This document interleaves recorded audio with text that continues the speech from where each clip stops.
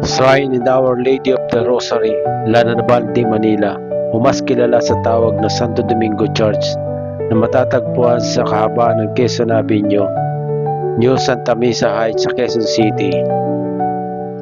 Taong 1588, ito ay isang dating kapilya lamang nayari sa kahoy na ipinatayo ng mga unang misyonaryong Dominiko. 1603, ito ay nasunog at muling ipinatayo noong taong 1613. Taong 1645, ito ay bahagyang nasira naman ng lindol.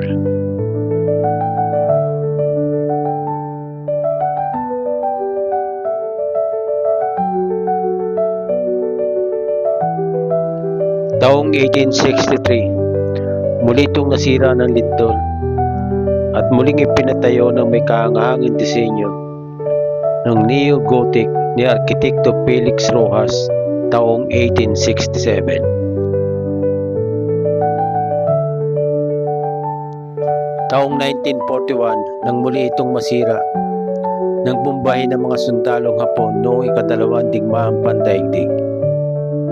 Taong 1973, idineklara ito bilang pangunahing patron ng Quezon City. Ang piyesta ay pinagdiriwang tuwing ikadalawang linggo ng Oktubre. Taong 1952, inilipat at muling ipinagawa sa puok na ito. Kinilala rin ito ng National Historical Institute bilang bahagi ng kasaysayan ng ating bansa. El Recorrido, isang taunang tradisyon kung saan ang imahe ng Lanabal ay iniikot sa 6 na distrito ng Quezon City.